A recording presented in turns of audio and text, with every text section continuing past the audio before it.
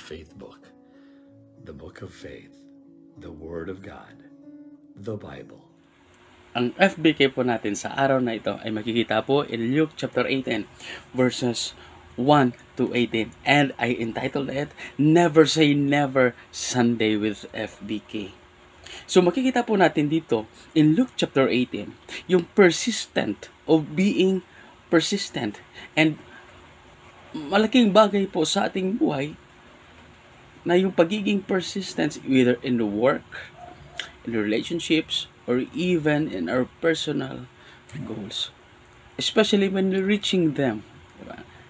Nakakabagot, magintay, nakakabagot or nakakaboring, o nakakawala ng gana, pagpaulit-ulit na lang, the same as usual.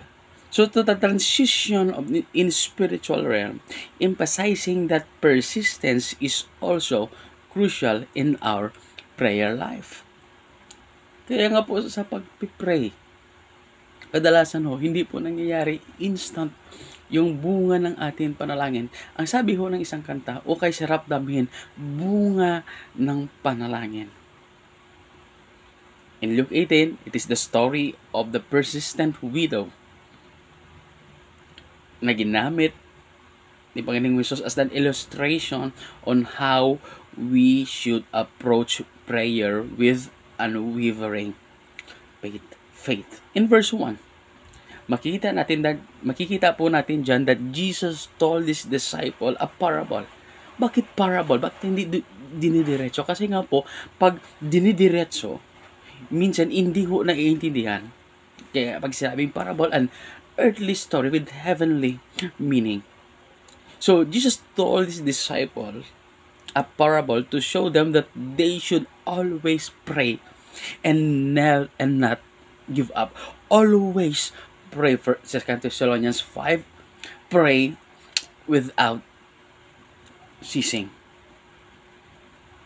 So, dito, pinapakita that how prayer is continual process and not one-time event. So, grabe yung panalangin. So, may nakilala ka ba sa Biblia? Or you can name a person na grabe yung kanyang panalangin. It takes how many years? Or how could you experience na may hinihingi ka sa Panginoon pero ang tagal. Diba? Ang tagal. Minsan, nauubos na yung pasensya.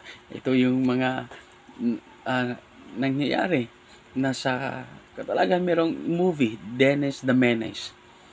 Na yung nanay, tinuturuan si Dennis na mag-pray. So, mag-pray, ganito dapat, ganito, ganon. Nung sa huli, ang sabi po ni Dennis sa kanya panalangin, Lord, you know what I mean. You know what I mean. So, ganun lang po. Kaya nga po, when it comes to prayer, dapat persistent po tayo. We should never give up. That we should remain steadfast in prayer even when answer seems delayed. Yung delayed po, sa ating timeline lang po yan. Hindi po yan sa Panginoon. Yung mga kasagutan ng Panginoon, usually, ito'y nagsasabi. Ito'y nagpapahiwatig na pag sinabi ng Panginoon, yes, it sa iyo yan. Pag hindi, God is redirecting, diba? Protecting you from what? From the wrong decisions or even yung resulta ng iyong hinihingi. And it took times. Kaya nga po, iba po yung timeline ng Panginoon, iba po yung sa atin. Kaya nga po in Isaiah 60, diba? When the time is right, the Lord will make it happen. When the time is right, it is not our timeline, it is the timeline ng Panginoon. In verses 2 to 5, na yung widow, sinisimbolo niya as a vulnerability and powerlessness. Yet, she continues to seek justice from unjust judge.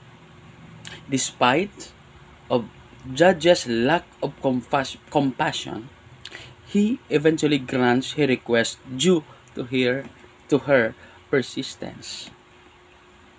Persistence can lead to a result even most unlikely circumstances.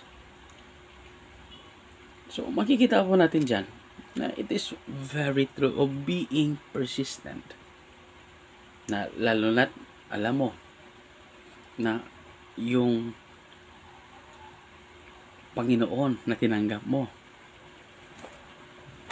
na yung tagapagligtas, yung Panginoon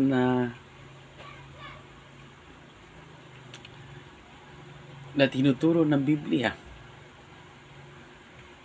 na through prayer, diyan po pinapakita ng Panginoon how God is true.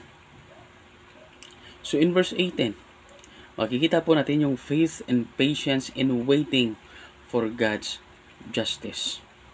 Persistence in prayer is a demonstration of faith, trusting that God's justice and answers will come in His perfect timing. Let us hold to our faith to God, especially in times of waiting, and to see persistent prayer as an act of trust in God's promises. Kaya nga po, let us examine our prayer lives. Are they giving up too soon or mabilis lang, or persevering in faith?